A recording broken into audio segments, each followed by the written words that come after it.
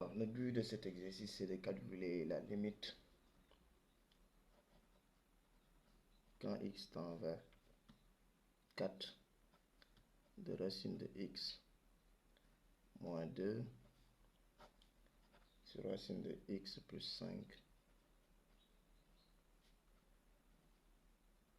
moins 3. Donc pour cela, on va d'abord calculer la limite du numérateur.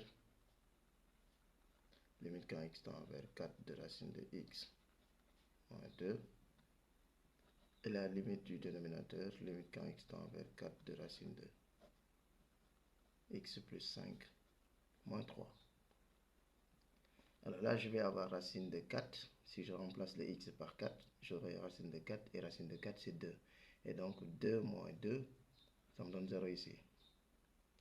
Là aussi, je fais pareil. Je remplace ce x là par 4 pour avoir ici racine de 4 plus 5, ça fait 9. Racine de 9 égale 3. 3 moins 3 égale à 0. Donc ici, on voit que par quotient, on se retrouve avec 0 sur 0. Donc c'est une forme indéterminée. On a une forme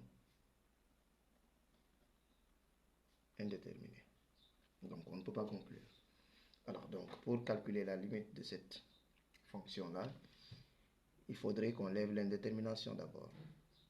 Puisqu'on a une fonction, un rapport de fonction irrationnelle, donc il faut rendre rationnel. Donc on va rendre rationnel le numérateur de même que le dénominateur. Donc on va utiliser l'expression conjuguée du numérateur, on le multiplie au numérateur et au dénominateur. De même aussi, on va utiliser l'expression conjuguée du dénominateur, on le multiplie au numérateur et au dénominateur. Et ça, on le fait simultanément, c'est-à-dire en même temps. Donc là, je vais mettre levant l'indétermination.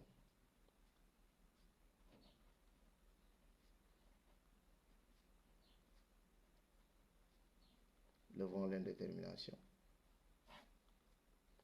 Donc là, j'ai racine de x moins 2 sur racine de x plus 5 moins 3. Il faut savoir que l'objectif de lever l'indétermination, c'est de simplifier et après de calculer la limite. Parce que quand on lève l'indétermination, on verra plus tard que on pourra simplifier par x moins 4. C'est-à-dire à chaque fois que vous vous retrouvez avec 0 sur 0, quand x tend vers un réel, dites-vous déjà que vous allez à la fin simplifier par x moins le réel qui se trouve ici. Donc si c'était moins 4, on se dit déjà dans la tête que on va simplifier à la fin par x plus 4. Donc si c'était la limite quand x tend vers 100 aussi, et qu'on a cette forme-là, on se dit déjà qu'on va simplifier par x moins 100. Donc ici, l'expression conjuguée du numérateur, c'est racine de x plus 2. Je le multiplie par l'expression conjuguée du dénominateur, qui est racine de x plus 5 plus 3. Donc je divise par x plus 5 moins 3. L'expression conjuguée, c'est x plus 5 plus 3. Et je fais de même l'expression conjuguée du dénominateur. Ensuite ici, je vois déjà que là, on se retrouve avec a moins b facteur de a plus b. Ce qui veut dire que je peux mettre a au carré moins b au carré. Donc de l'autre côté, je reprends x plus 5 plus 3. De même aussi au dénominateur, on remarque ici qu'on a a au carré moins b au carré. Donc là, on a racine de x plus 2. Ce qui donne ici x moins 4 facteur de racine de x plus 5 plus 3. Et en bas, on a x plus 5 moins 9 facteur de racine de x plus 2. Ce qui va donner ici, donc x moins 4 facteur de racine de x plus 5 plus 3 divisé par x moins 4 facteur de racine de x plus 2. Vous voyez ce que je vous avais dit au départ. Donc à la fin, on se retrouve toujours avec x moins alpha. Je veux dire alpha, la limite quand x tend vers alpha ici, ou bien x0 parfois.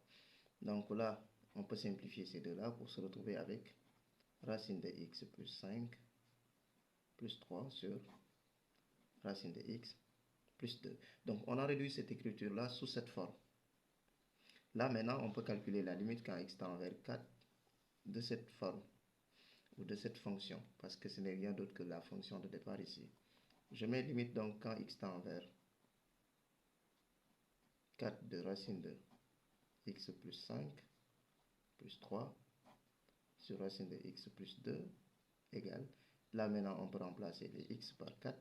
Donc on se retrouve ici avec racine de 4 plus 5. Ça fait racine de 9 plus 3. Et là j'ai racine de 4 plus 2. Donc là j'ai racine de 4 plus 5 qui est égale à racine de 9 qui est égale à 3. Je mets 3 plus 3, ça fait 6.